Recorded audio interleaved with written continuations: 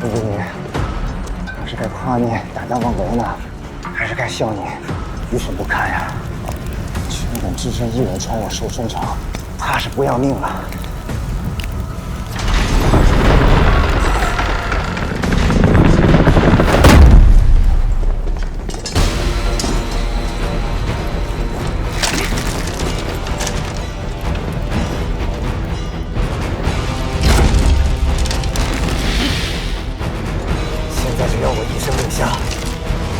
就会被摔成筛子。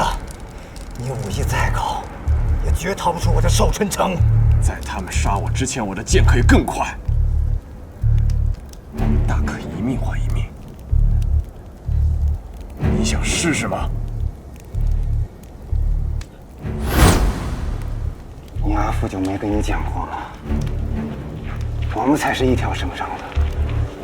我死了，对他又有什么好处？你什么意思？想知道真相，放我呀！我死了，就再也没有人知道都城城内的真相了。寿春城的守城将士们听令，我愿与凌不疑同归于尽。只要他敢踏出这寿春城半步，连我一起杀无赦！是。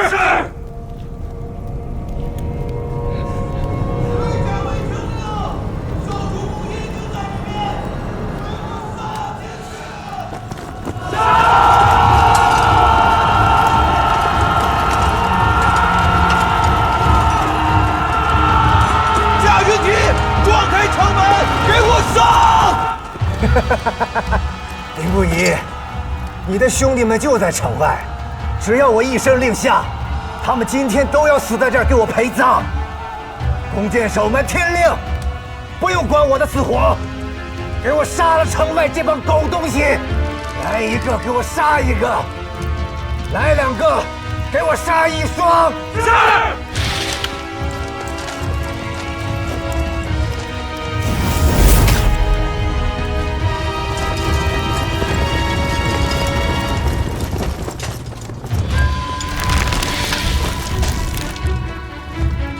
小心弓箭！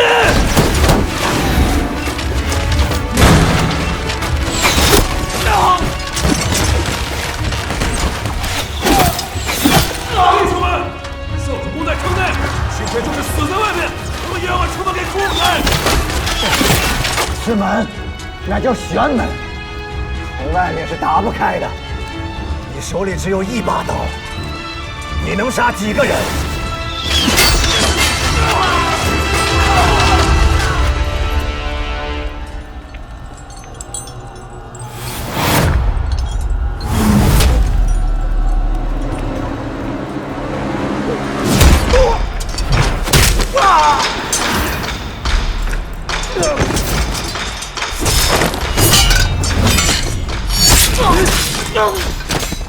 凌不疑，给我杀了他！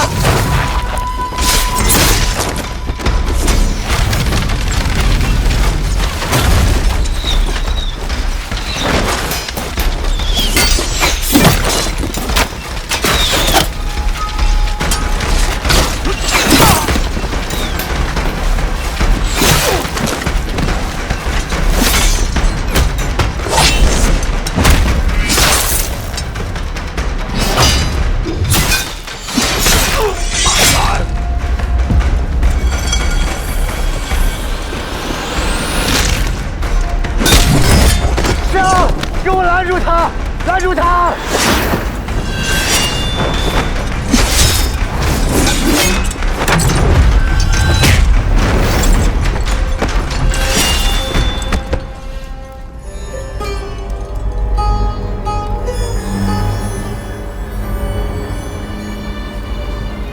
给我上！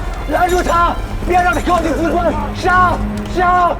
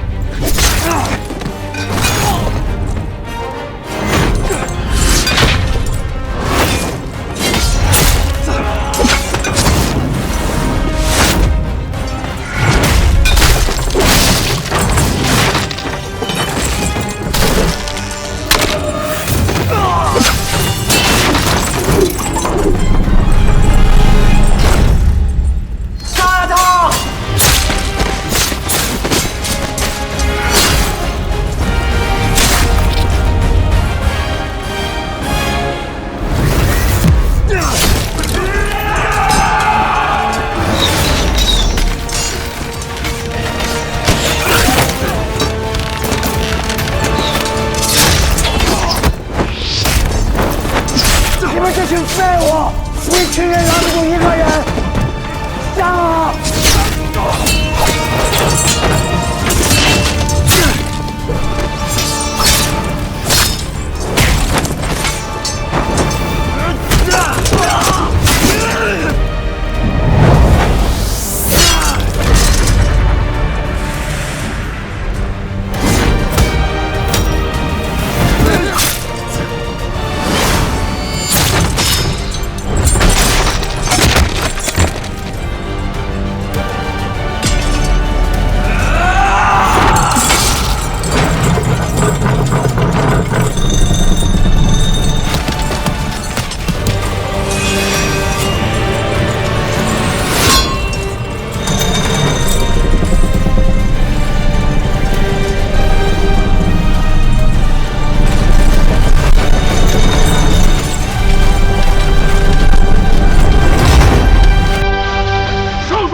城门了！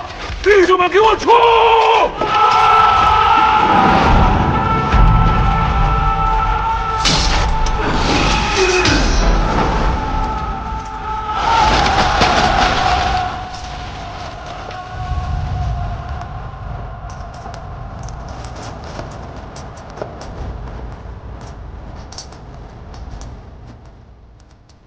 这圆角是铜丝或者麻织就，既软，还能防刀伤，关键时刻定能保命。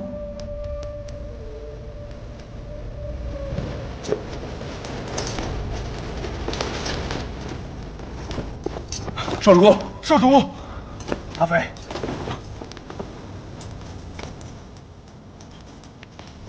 阿启，属下无碍。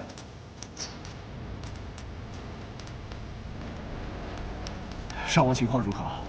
多亏少主公及时打开城门，伤亡不大。即刻押送彭坤回都城受审。手染我军将士鲜血者，就地格杀。其余人，若不杀我将士，不凌虐百姓，就留一条性命。是。少主公自从有了少女军之后，心肠都变软了。少主公，那我们现在回都城。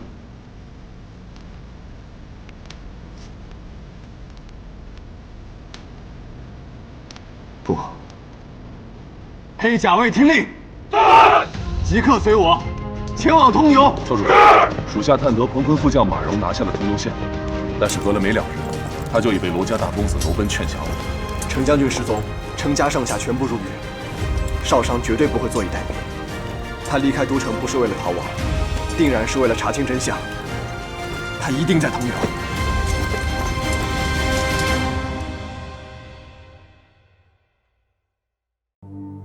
我刚劝服马荣投诚半日，他便被彭坤安插的副将刺死。还真是巧了。那名副将明知寿春大势已去，为何还要对马荣下手？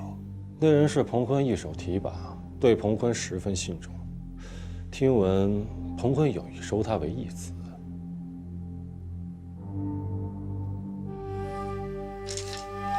罗公子游历四方，知晓天下事，竟不知此人与彭坤关系匪浅吗？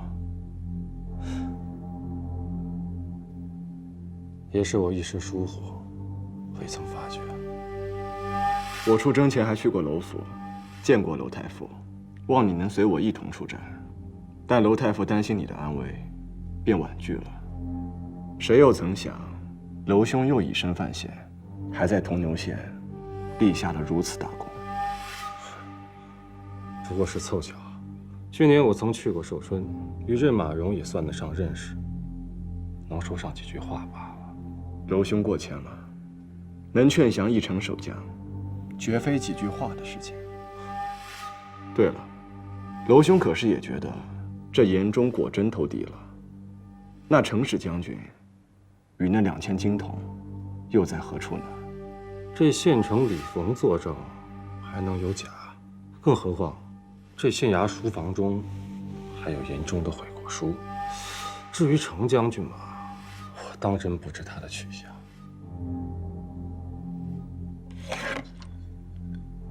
妄生贪念，心中有愧，是言中笔记。看来严大人为一家老小考虑，一时行差踏错，也情有可原。好一个情有可原！难道世间只有他一人有亲眷吗？好在并非人人都如他这般贪生怕死。那县丞李峰，不是就誓死不降，被关押在了衙门大牢吗？人放出来了吗？可不能让忠良寒心啊！哎呦，这两人事太多，原本马荣是要放人的，却不想他出了意外。林将军放心，我此刻便令人将人放出来。报，大人，不好了！县衙大牢突然着火，现火势已经控制住，但李县丞的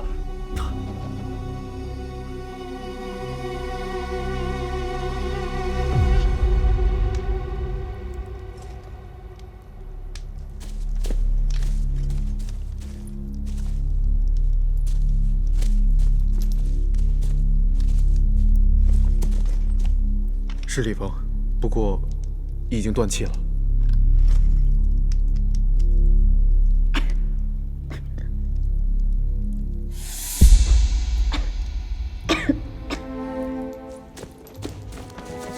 少商，少商，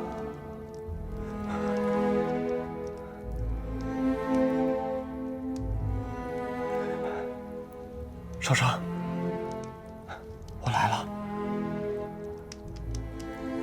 我怕是回光返照的。你不是在寿春征战，怎会在此处？这瞎子说的对，喜欢谁，睁开眼睛看见的便就是谁。我来晚了，还好你没事。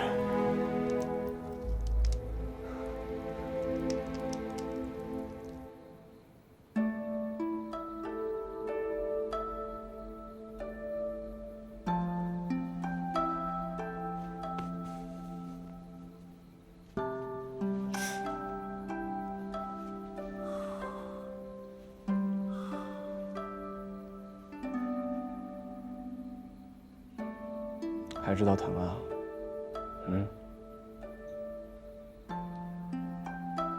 一个人就敢来闯战乱之地，都已经天不怕地不怕了，现如今还怕疼？书君阿父下落不明，全家人都入了狱。如今陈家只剩我一人了，我不想办法救家人，为父母洗刷冤屈，难道还要安心坐在家里等你来娶我不成？你都不知道，我这一路走得多么难。去监狱看家人的时候，给袁胜给打了个正着。后来回家，在腌菜缸里翻大木流的盘缠。出城的时候，守卫搜身又拿走了一半的盘缠。风吹日晒，好不容易到了头牛县，只能躲在夜香筒里进城。现在想着那个味道，我还头疼。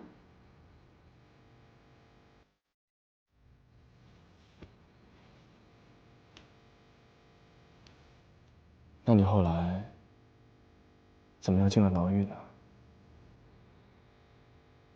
我一想，此案的关键是李峰，但我又不知道怎么去守卫森严的牢狱，就只能偷了2个饼子被抓进去。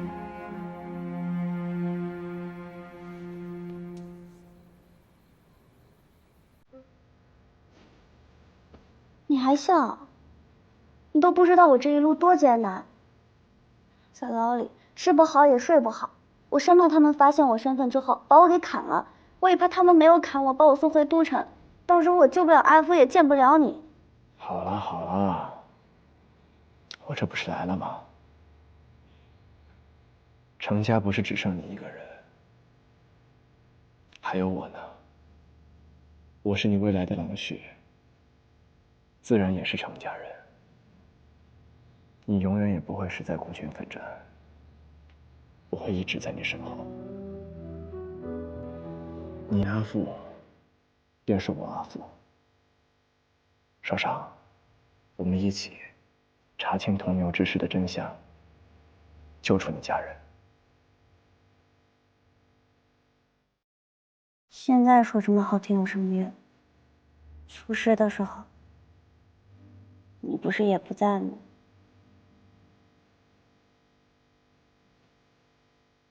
我错了，以后我再也不离开你了。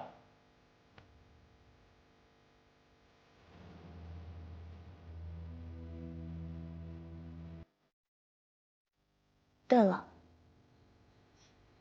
我在牢狱里也不是全无收获，我见到李峰了，他这个人很是古怪，说什么日后定会升官发财，等楼班重新收复铜牛县之后，更是可以吃香的喝辣的。什么人？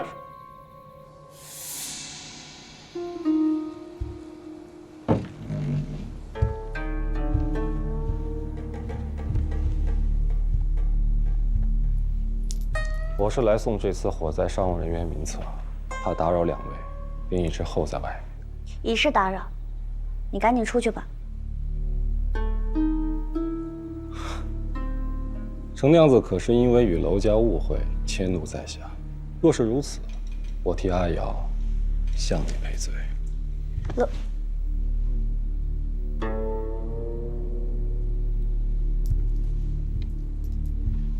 娄公子，此次火灾伤情怎么样了？医师们已尽力救治，但只有尹县城和3位小吏活下来。此次死者8人，包括李县城。火灾起因，我与2位梁秋小将军一同去查，是彭坤安插在马蓉身边眼线所为。他们不服马蓉投诚便想同归于尽，待我们抓到人时，他们已畏罪自尽。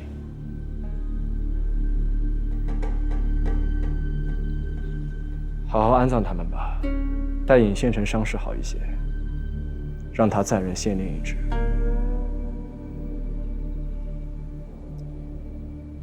这段时日麻烦娄公子了，待娄公子回到都城，封赏，圣上自会安排。林将军谬赞了，比起将军，我做的微不足道。先告辞了。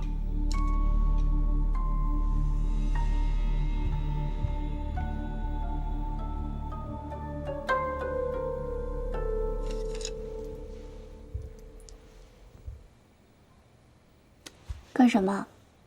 别老盯着人看。你别听他胡说八道，我不是记挂与阿瑶退亲之事。我知晓，你只是怀疑他与铜牛一案有关。你怎么知道？你再这么着相，连娄奔都要看出来了。我的确是怀疑娄奔。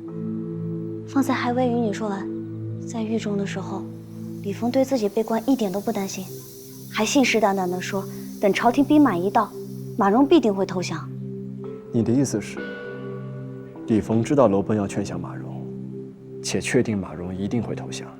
不止如此，当时着火之时，人人都在呼喊，我当时也被烟熏得有一些神志不清，不过就听到李峰还在叫骂，说什么过河拆桥、杀人灭口。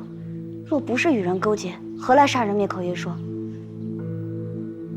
只是不知道我阿父在何处，是不是与此事有牵连？这娄奔很是精明，过去我非常欣赏他的才华，可现在看来，我还是小觑了他的野心。要从他手里找证据，不会容易。只要是人，就一定会有破绽。一定要想办法找到证据，找到我阿父。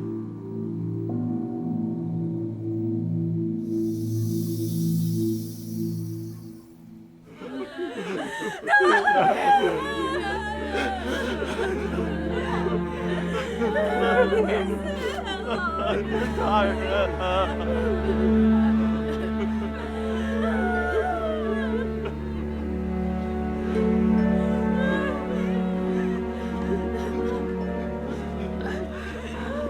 将军。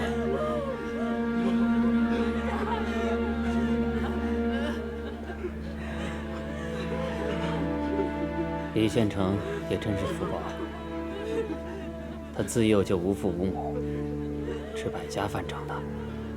他的夫人也是个稳重的小子。我本以为有他照顾，李县城余生便安康了，谁曾想被那严中叛国所误，连个子女都不曾留下。严中平日里是个什么样的人？严中此人，说起来就是心高气傲，不通人情，更是不喜与世家子弟打交道。这平日里啊，衙役们为街坊做些事，街坊就算提着只老母鸡来答谢，要是被他瞧见了，也是要罚俸禄的。这么听起来，他并不是一个中立之人。我曾经也是这么认为啊。之前他家中老母病重，他是典当家产，严请名医啊，将马车换成了牛车，他也不觉得寒碜。他驾着牛车依然坦然自若，若不是亲眼瞧见娄公子找到那8字忏悔书啊，我是根本不会相信严大人会带着2000金铜投敌呀。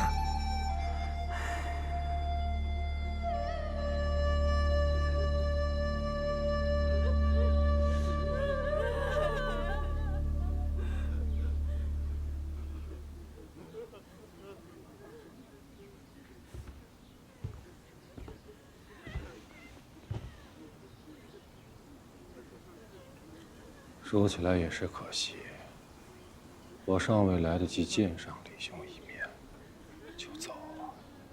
李兄放心，你的家眷，我会带你照顾好。李夫人，红牛县是伤心地，你不如带些盘缠回家，你看可好？我也正有此打算。这些时日，我已经在变卖家宅了。既然孑然一身，不如回老家算了。多谢大人关心。不是什么大人，李夫人是聪明，做的选择一定是对的。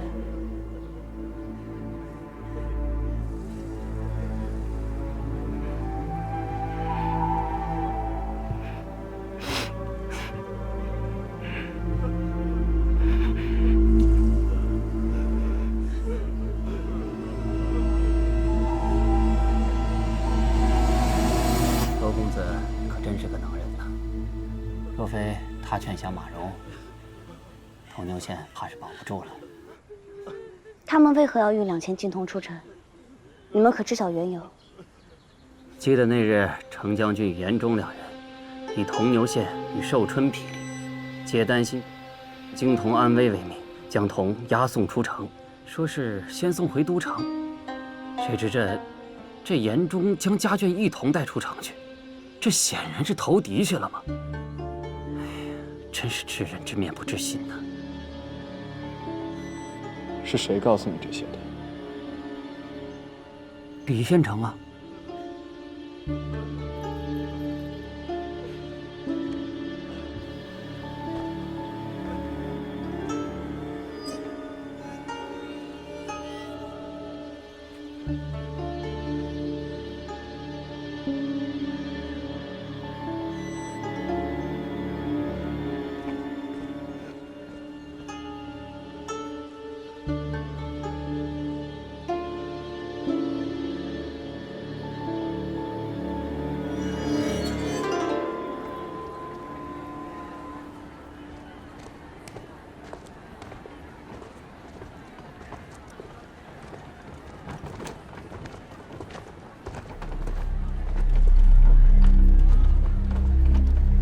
咱们都跟了1天了，他不是在搬家，就是在变卖家财，看不出什么古怪来。走。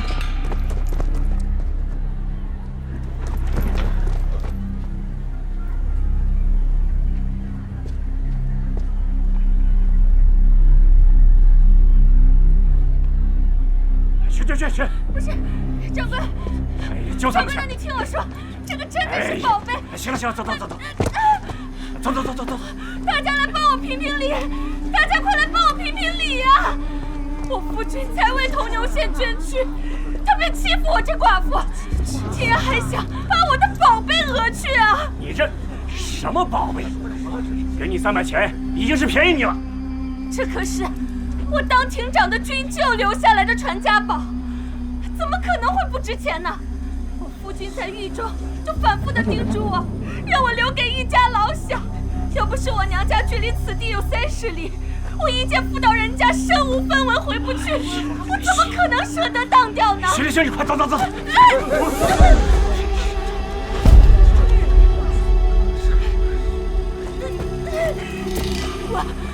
我一定要报官告你！你们看呐，他太欺负人了！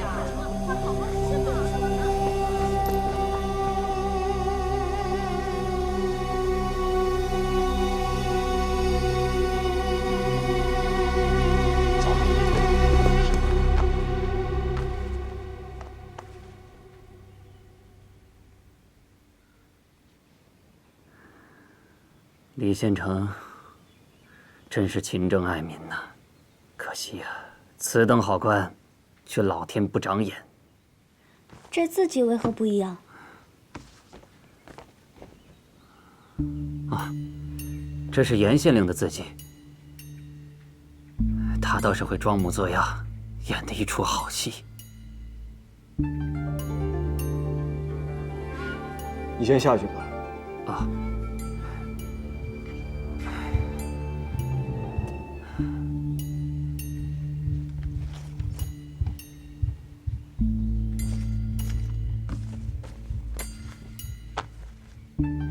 你作何想？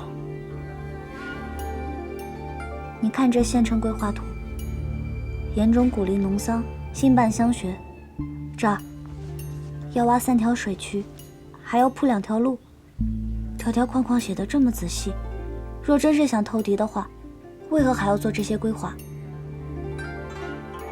这李逢定是怕别人起疑，才把严中的手书全部藏了起来。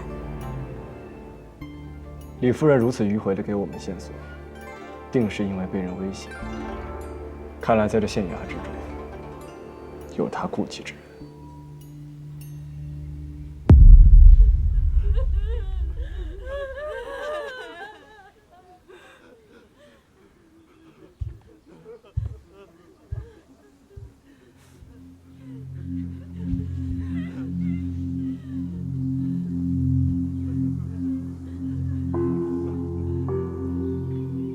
他方才说，若非娘家距此地30里，他也不会当掉玉珏。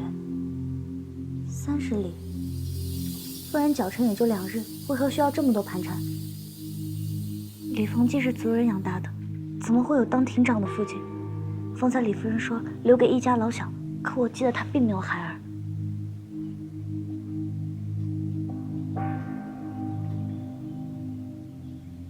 30里，他的军舅是亭长。停，我知晓了。阿霞飞，在。铜牛县外30里处的驿亭，给我搜。是。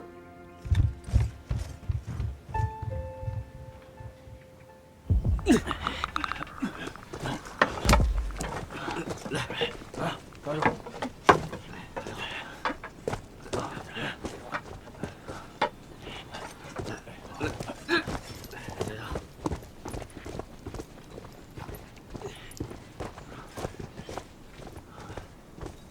我们就在此处，不往前了。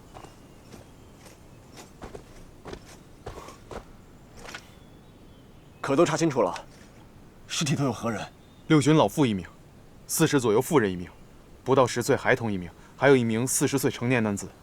看服饰，应该就是严中及其家眷，其余人应该也是30、40岁，不过因为时间太久，无法辨认身份。看装扮，是这次跟随程将军前往铜牛县的护卫。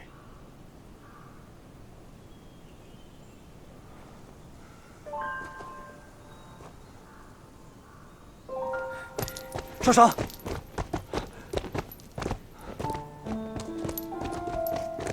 少商，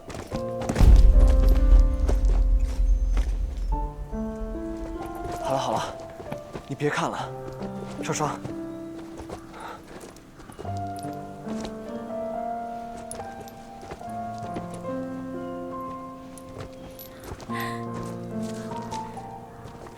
我阿父在何处？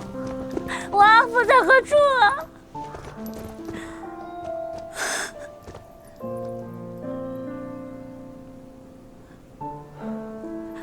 少商，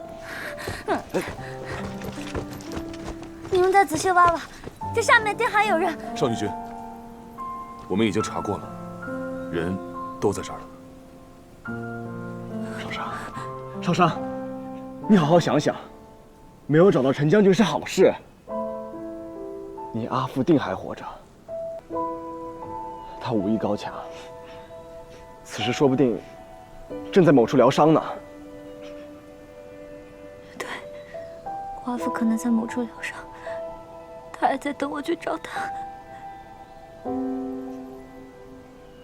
我去找我阿父。立刻修书，将此事告知圣上。是。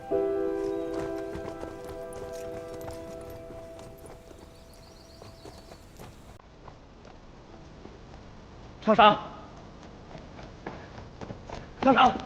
我们还有机会，只要能够查清重牛一案的真相，一定能找到你阿父的线索。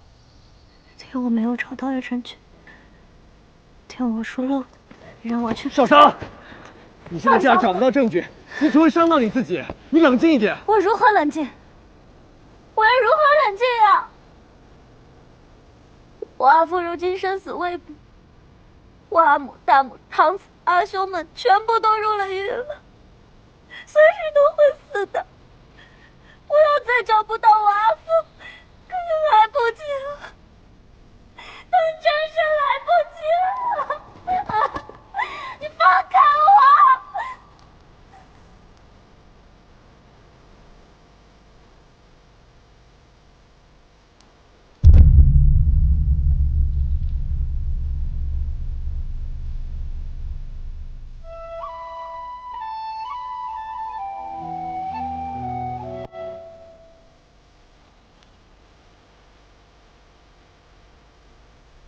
我比任何人都懂你此刻的心境。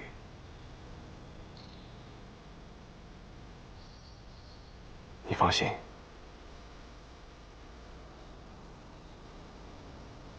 我不会让你承受我当年的痛楚。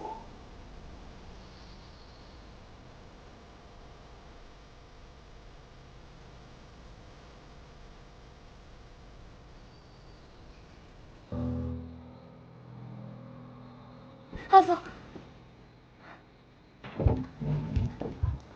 少商，可有找到我阿父？还没有，那些尸首再次确认过了，确定没有陈叔父。一定有漏掉的地方。我去找我阿父，你让我去找我阿父。少女君，你可知少主公背了你走了好几个时辰，回来连口水都来不及喝。闭嘴，阿飞！我就要说。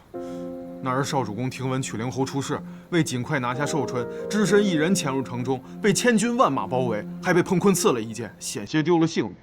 好不容易死里逃生，又担心你会来通牛县，马不停蹄就赶来了。这几日为查程家事，他都没合眼，你就心疼心疼。阿喜，带他去理发。是。有没有受伤？严不严重？给我看看。我没事。真的，我没事。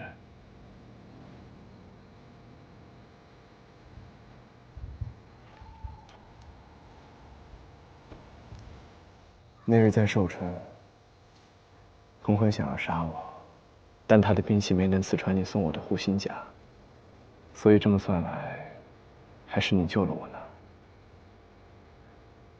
你是我郎婿，日后要一直记得。就算是为了我，也不能这般拼命了。那时候得知你出事，我只恨不得自己再快一些，哪还顾得上什么性命呀？疼不疼？不疼。那日在华县，你替我疗伤拔剑之时，问的也是这句话。有时我想，若是能得你温柔相待，便是身上再开几个口子，也是值得的。别再胡说八道了。我说的都是真心话。你知道吗？自从我舅父去世后，我阿母变得疯疯癫癫，这世间就再无家人关心我是否会疼。那日你说你别无选择，程家的生死全系于你一身。我明白你的心境，因为一直以来，我都是霍家最后一人。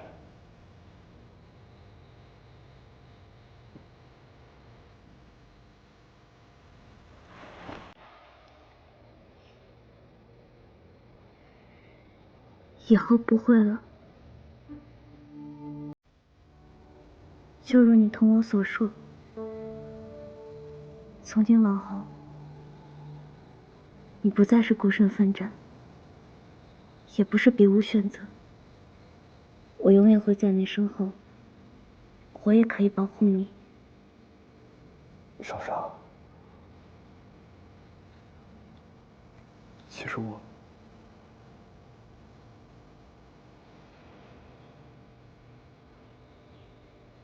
是吗？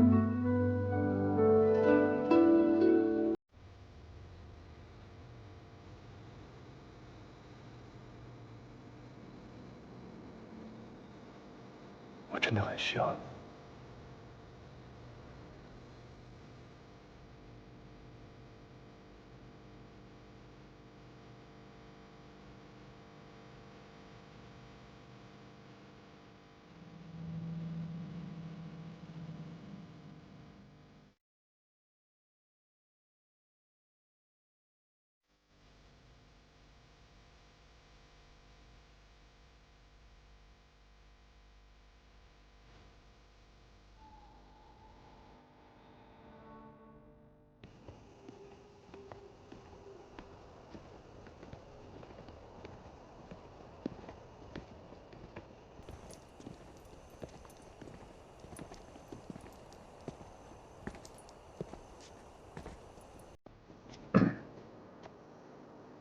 娄太傅，恭喜恭喜呀！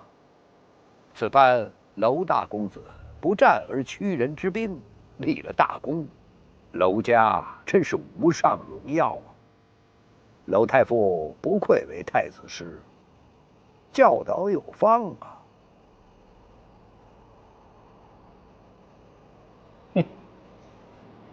我怎么敢跟你左大人比呀？虽说是祖上从门，但却有武将遗风啊！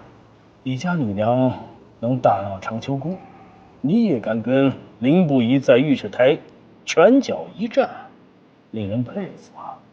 哼哼哼。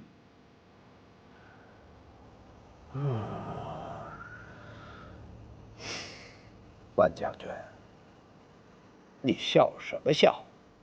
哼，我笑有人记吃不记打。听着些片面之词，就急哄哄地逼着圣上定罪。如今眼中满门被屠，分明是不肯投敌，才惨遭毒手的忠良之事。哼！当日与严忠一起离开铜牛县的官员，只有程氏。严忠身死，李逢被杀，就是那下落不明的程氏最为可疑。而且那严忠的尸体还是程娘子发现的，谁知道他不是贼喊捉贼呀？你这是胡扯！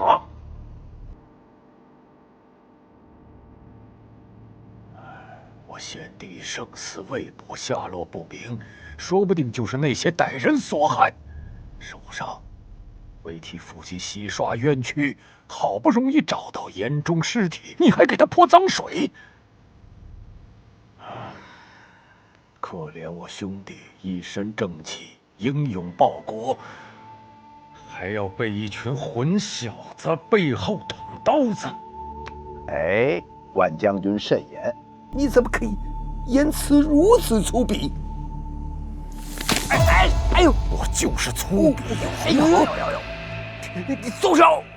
我们这些粗人武将，就是用真刀真枪，靠着一身伤拼下的赫赫战功，不像某些人，只会耍嘴皮子，构陷忠良，往自己脸上贴金。你血口喷人，你分明与那程氏臭味相投，所以才帮他说话。我从不血口喷人，我这人能动手，绝不动口。哎呦！啊！哎呦！哎呦！哎呦呦！哎呦！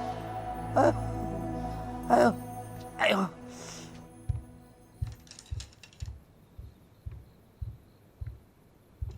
陛下，万将军把左大人的胳膊卸了。谢了。啊，写得好。这些御史整天的挑拨是非，恨不得把朕呀也天天的参上一本，好留得一个美名，名垂千史。朕要不是穿的这身龙袍啊，还真想出去啊踹他们一脚。陛下，那您不想见他们？不见，烦。去阿衡那儿。陛下，岳飞也说了，不见，烦。怎么说话的？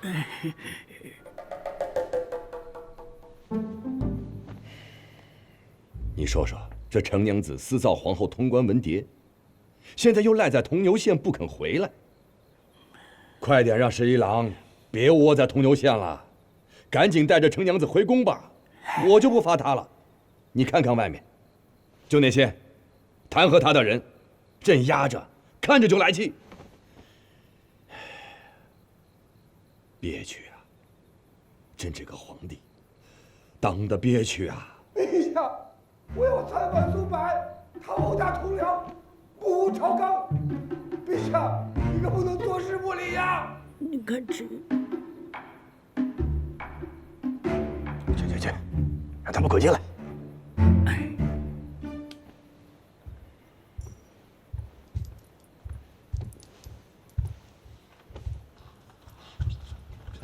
陛下，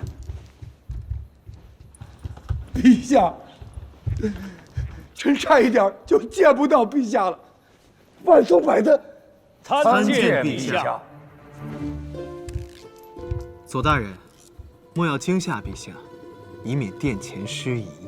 是啊，陛下明鉴，左大人自己摔倒，臣想扶他，谁知道他身子骨弱。我这一拉，他就脱臼了。你胡说八道！哎，众位同袍可都瞧见了，松柏胡说了吗？下官亲眼所见，确如万大人所言，句句属实。不错，确实是如万大人所言。陛下，凌将军连夜送来信，言中全家被屠，这个程氏真是，哎呦，丧心病狂啊！他非但盗窃2000金铜，更屠杀忠臣全家。臣以为应尽快将曲灵侯全家处斩，召程娘子回都城领罚。你是想再被卸只胳膊吗？陛下，左大人言之有理，不过如今战事刚了，诸位同僚甚为繁忙，唯独御史台清闲些。不如将程娘子带回都城的传令之事，劳烦左大人亲自跑一趟。我又不是内史官，为什么要上前线呢？朕以为袁侍郎所言有理呀。左大人，既然你如此的惦记陈家娘子，那就亲自接她回来吧。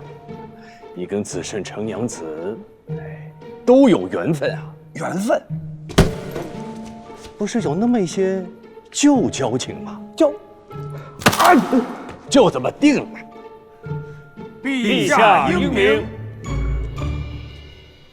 还有啊，娄太傅那位贤侄，也一并请回吧。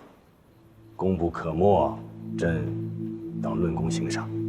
陛下夸奖了，我那位侄儿素来喜欢游历，不过是交友甚广而已，全是凑巧，担不起陛下这般夸奖啊。铜牛县有炼铜厂，所以历任的县令呢，都将这城池浇筑的高厚坚实。若真要强攻，死伤必会不少。可是你这位贤侄呢，深谙纵横之道，此番不费一兵一卒，就把这铜牛县失而复得了，功不可没啊！有罪当罚，论功行赏，那是天经地义的事。朕不会放过那居心叵测之辈，但是对忠良之士，已绝不辜负。此事，朕已决，无需在意。是。诸位大人请。哎呦！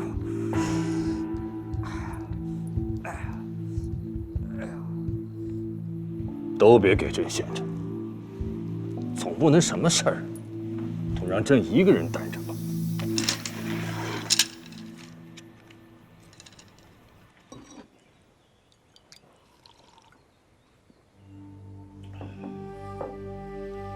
娄兄，在下曾在寿春与彭坤一战。彭坤虽狼子野心，但也并非贪生怕死之人。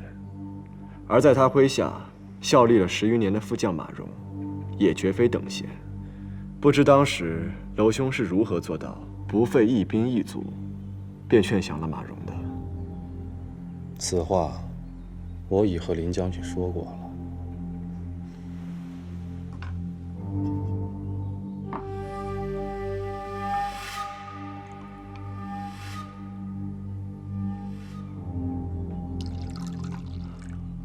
我游历四方时，结识了马荣将军，算得上是故友，也便说得上几句话。其实是圣上贤德，才令得马荣投靠，天下归心。在下还听闻，内县令严中也有一位故友，而且还是位世家子弟。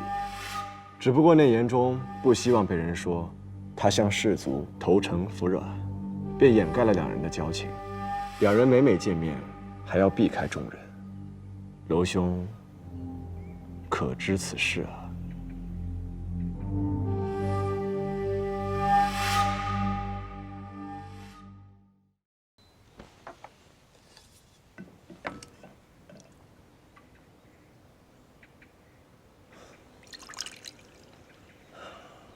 我游历四方时，结识了马荣将军，算得上是故友，也便说得上几句话。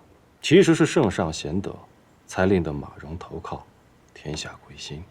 在下还听闻，内县令严中也有一位故友，而且还是位世家子弟。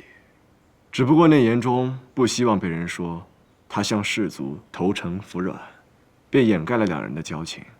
两人每见面，还要避开众人。娄兄可知此事啊？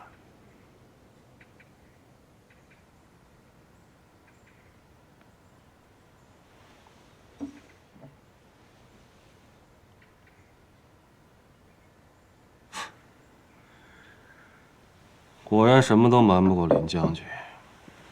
那位故友，便是在下。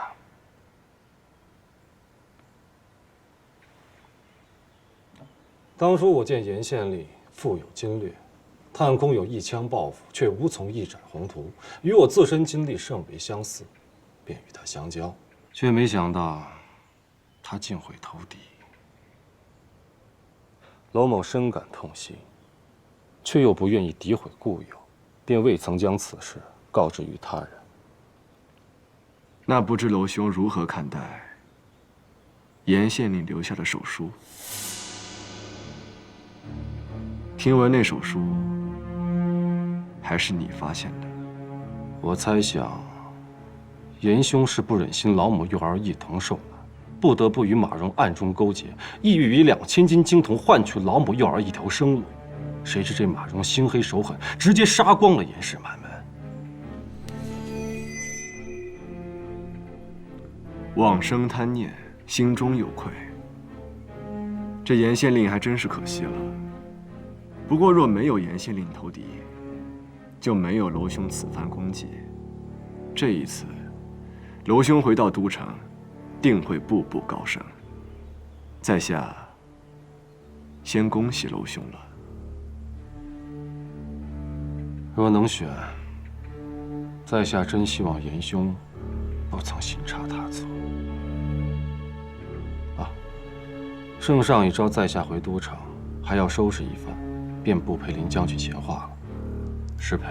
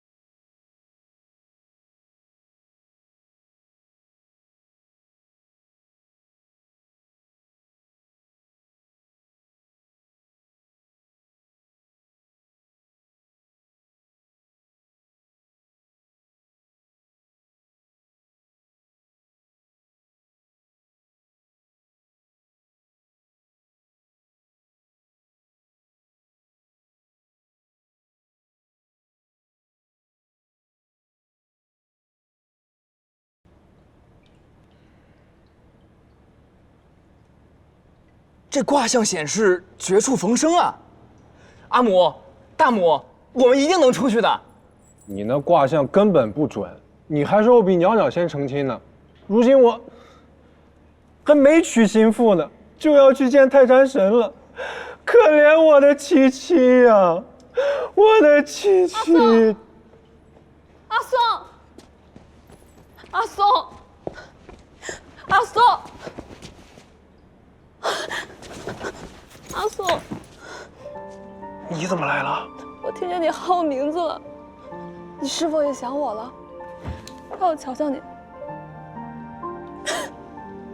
你怎么憔悴了这么多？你看，你这眼眶都黑了。你想多了，四兄每天呼噜声震天响，没睡好的明明是我。阿松，你受苦了。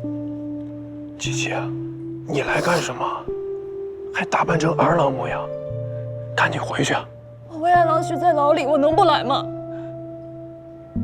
是我求阿父埋头狱卒，放我进来见你一面。谁是你为难郎婿？我家阿母不会同意我入赘万家的，你就死了这条心吧。你上次明明说，你说你会把你阿母的话当放屁，全天下女子你就听我一人的。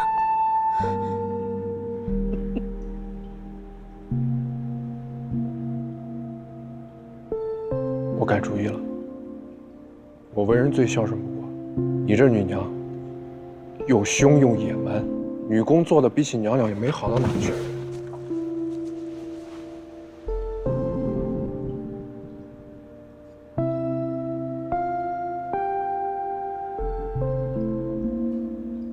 哎呀，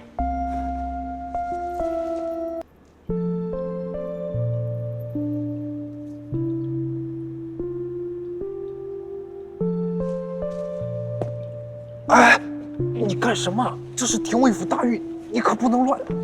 再说我三弟还在呢，你克制点儿。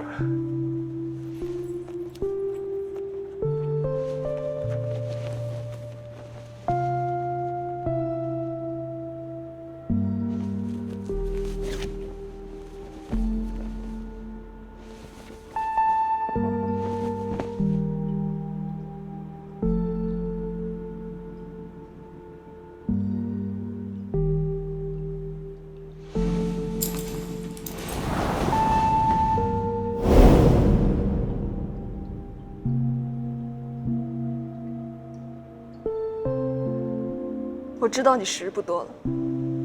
从今夜起，我万七七嫁你为妻，此生不悔。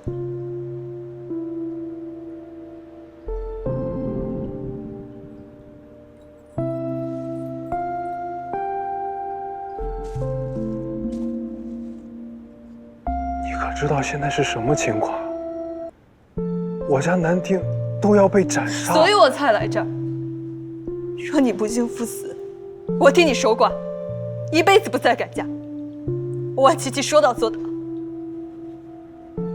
说你还是不义，我便割发出家，一辈子不再嫁人。我同意。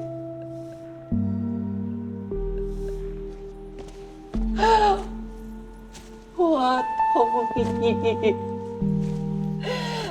在城市全家难定，即将被问斩之时，竟得如此忠义心腹，老身此生足矣。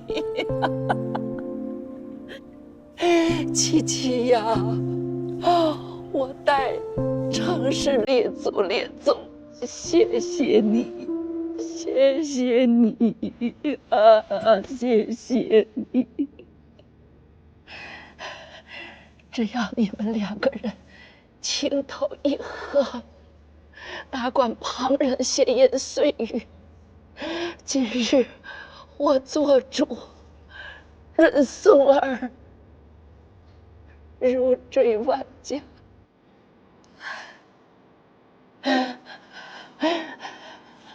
七七，过来。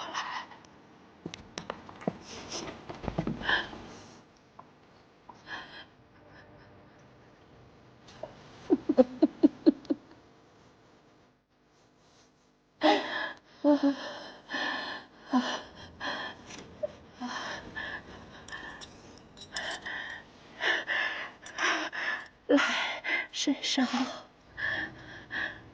拿着。把我给的，谢谢他们。这可是足斤足两，收好了。谢谢他们。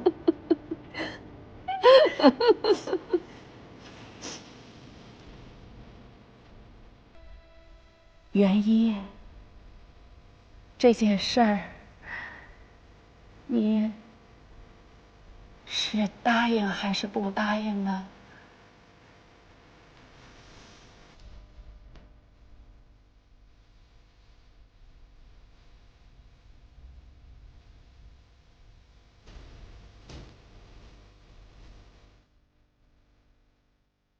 全凭军功定夺。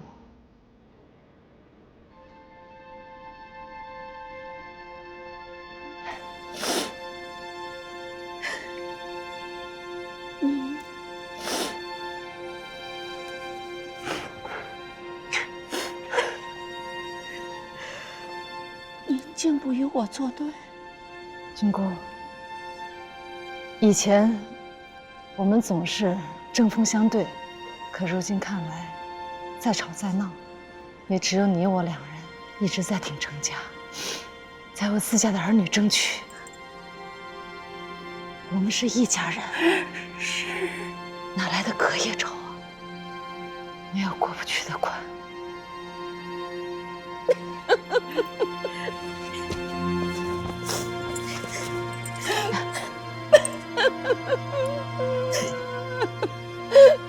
算你都是一回。我也并非小气之人，你我以前的恩仇一笔勾销。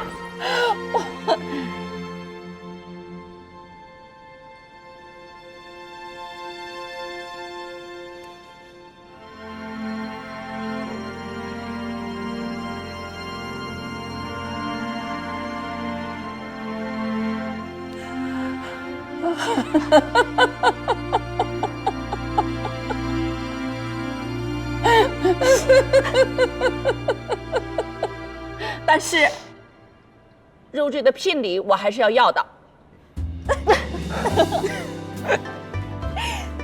早就准备好了，我与你阿母一人一半。不，全给君姑。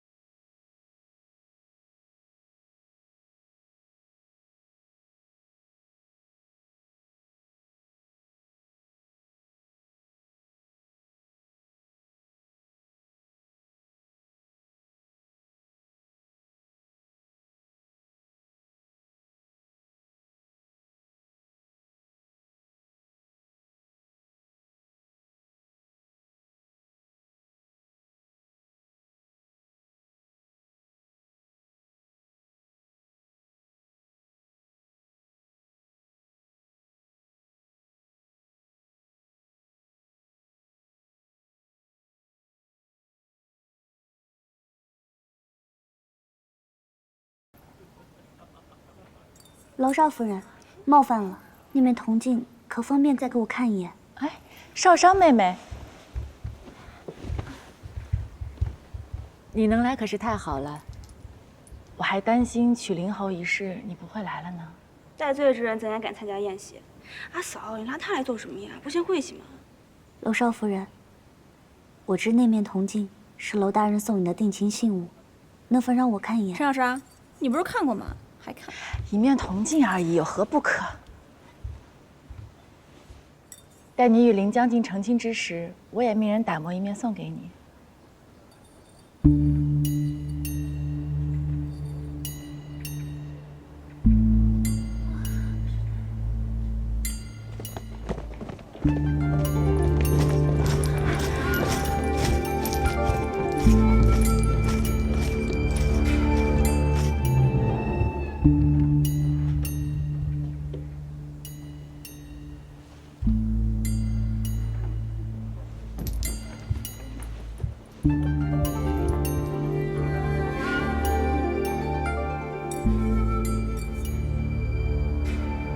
兵不疑，人善见。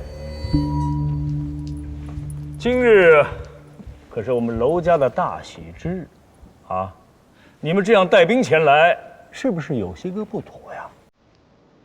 廷尉府侍郎袁慎奉圣上之命，捉拿杀害铜牛县令一家的嫌犯，还望娄太傅见谅。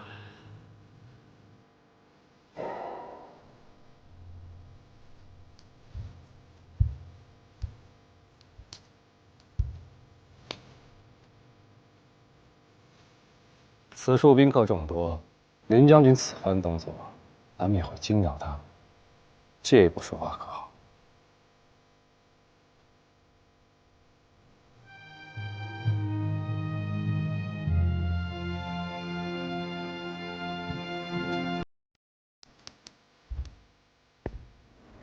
娄奔串通彭坤大将马荣，诱骗铜牛县令严忠，将金童与家人托付，然后尽数屠戮之。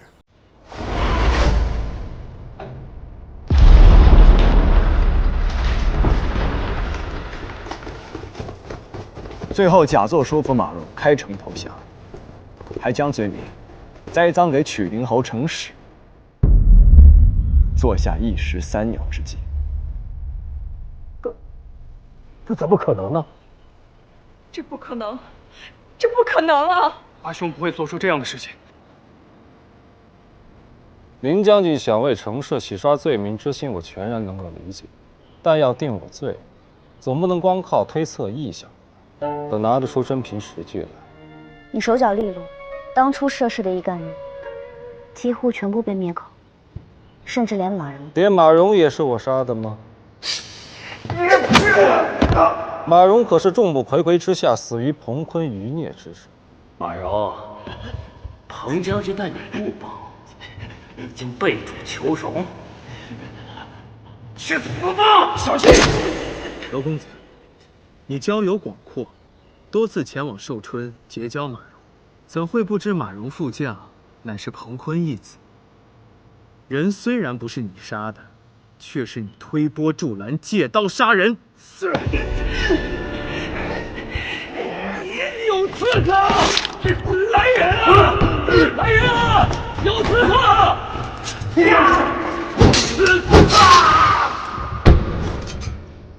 袁侍郎，查案是靠编故事。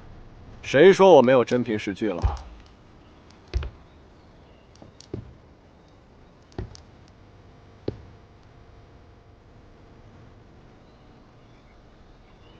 连李冯夫人都拼命留下线索，你怎么敢信那马荣对你就毫无防备呢？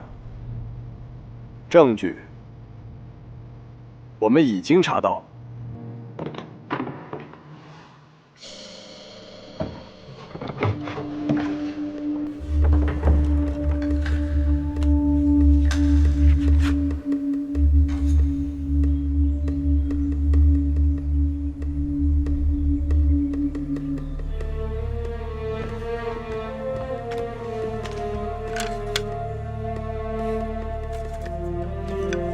林将军在县衙中发现了这些日子以来你写给严县令的书函，从你们相识、相约、会面，煽动严忠携老母幼儿随程将军运送物资的步驱出城，甚至到约定时辰地点，一概皆有。我猜你是想让马荣进城之后销毁这些书函，没想到他却故意瞒了下来，以备后患。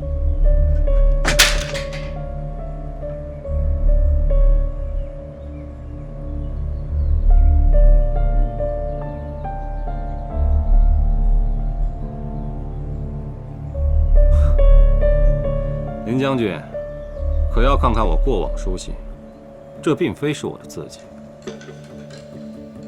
可是我熟悉楼奔的字迹，这不是他的。别妄图将此事栽赃到我身上。那你给娄少夫人的定情之物呢？这面铜镜，背面有娄大人亲笔刻上的多种字体。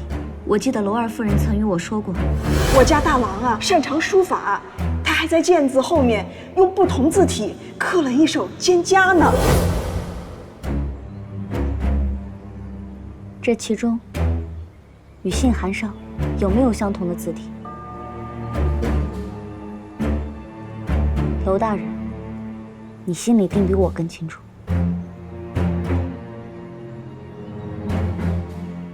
夫君，夫君，他们说的这些可都是真的。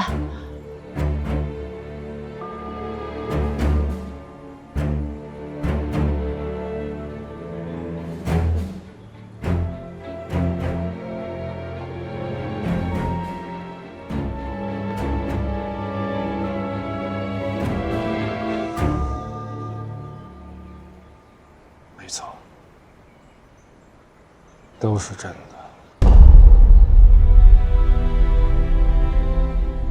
阿母，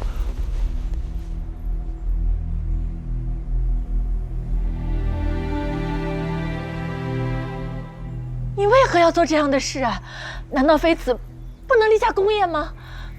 为我们受过大房诸多委屈，为阿瑶一家，为你我将来，为我自身报复。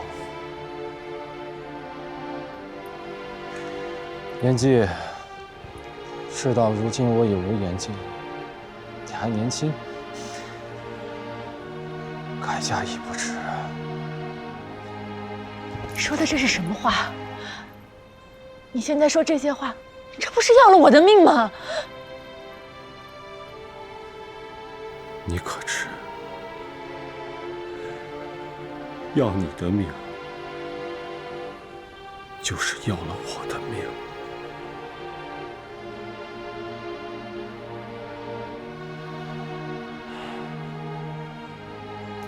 林将军可知，人人都盼着生在太平盛世，独我平生最恨没早生几十年。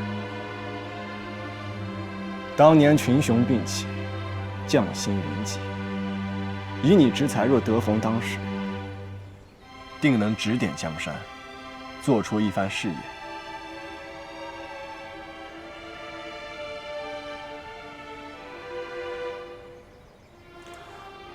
我在这里先谢过林将军，知己之情。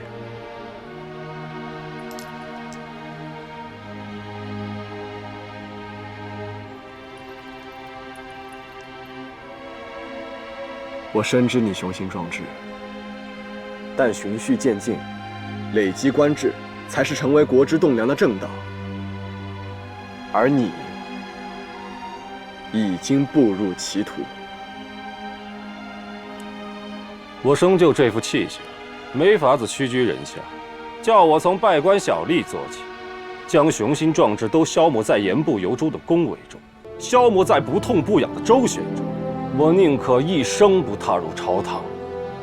哎呀，你又何必行此下作之事呢？咱们娄家也不是无名之辈嘛，你大可以慢慢的来嘛。伯父，别装模作样了。人人都说你忠厚，可我们自家人哪个不清楚你的小伎俩？林将军曾多次举荐我，说我是谋政理事的大才，该有个施展拳脚的机会。太子殿下却因伯父刻意埋没，没有启用。我的好伯父满口谦逊，婉拒太子殿下的举荐，说我年纪还轻，应多再历练几年才能当时。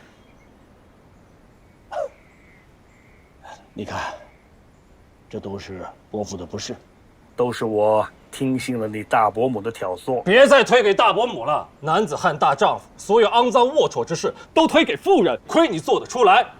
伯父若一心举荐我入朝为官，大伯母还能吃了你不成？其实，你也暗暗盼自己的儿郎出人头地，可惜几位堂兄弟皆为蠢材。你怕我出头，将来会压制你的儿郎们，是以一直阻碍二方前途，不是吗？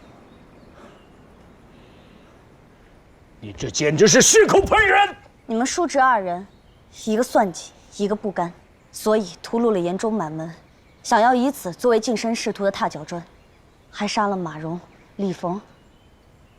你说，我阿父如今在何处？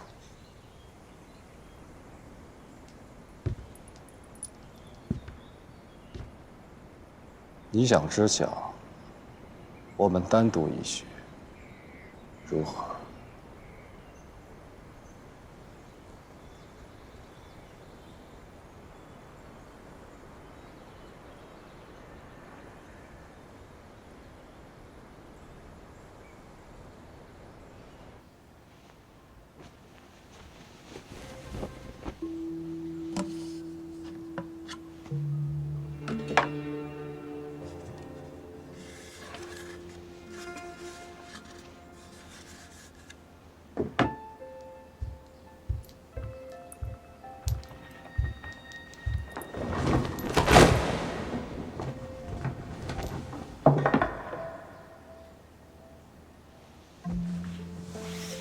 你这是何意？现如今我只想知道我阿父何在。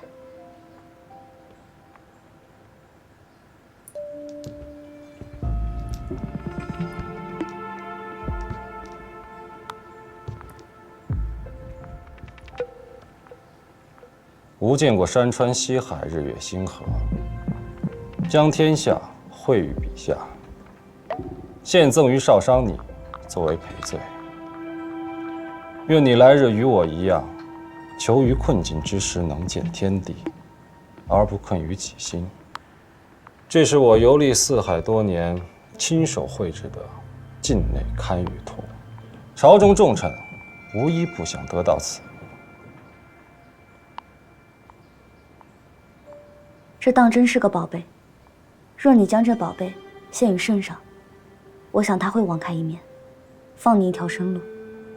得心之所想，艰难，则失之不易；得之既易，则失之亦然。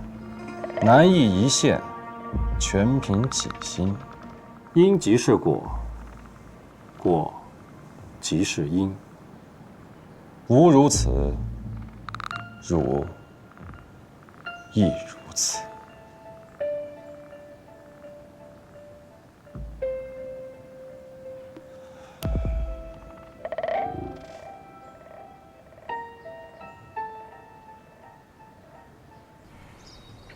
家门不幸了，家门不幸了！我原以为你们二房在外面立下了大功，没想到做出这般见不得人的事情。哼，无才便无才，学着你堂兄安丹度日有何不可？何必这样害人害己？如今你们二房犯下这样大罪，该不会牵连全家？你闭嘴！你若再敢侮辱我夫君君姑，我让你血溅五步！你居然敢！居然敢！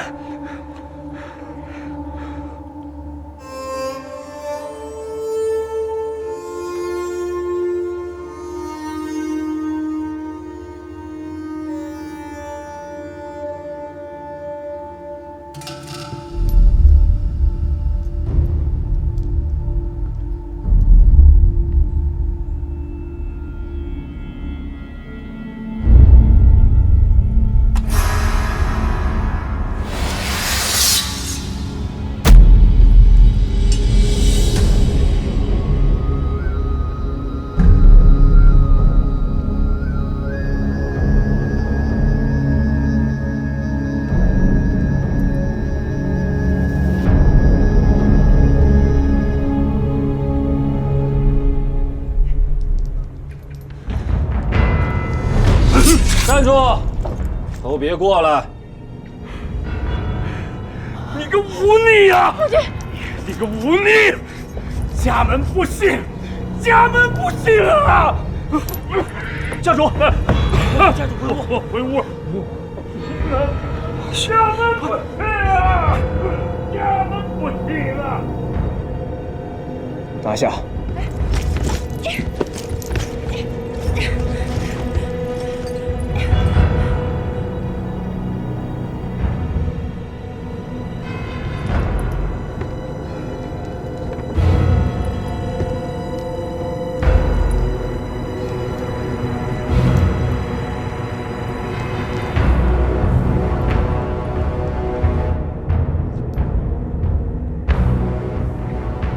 你也是聪明人，我们之间不必闹到玉石俱焚。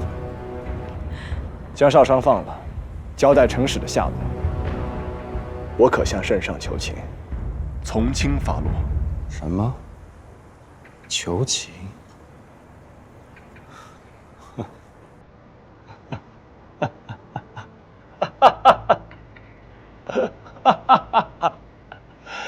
真是可笑。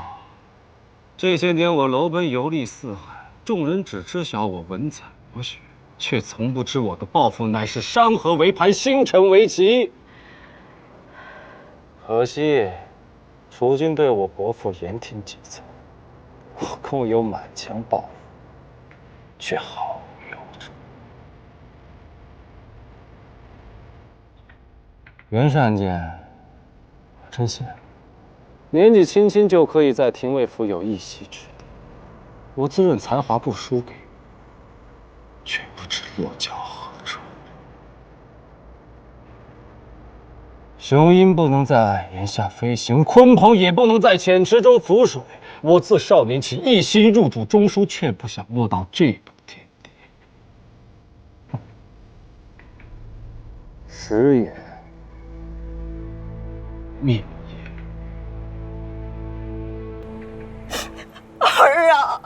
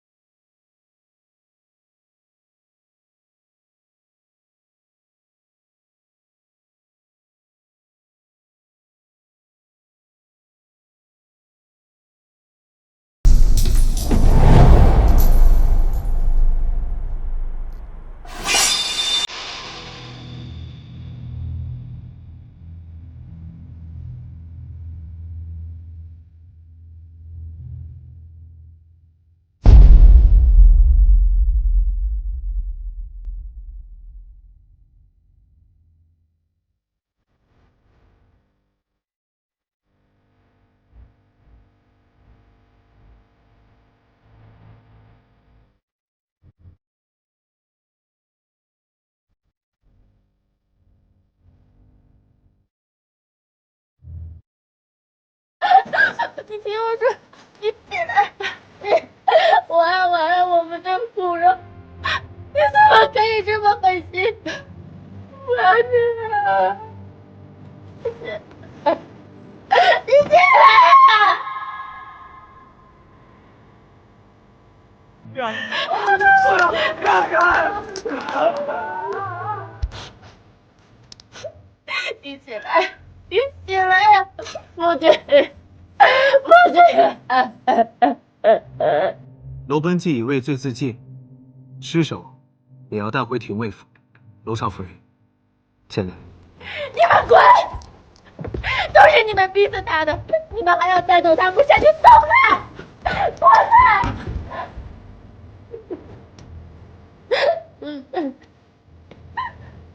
都是你们逼死他，都是你们逼的。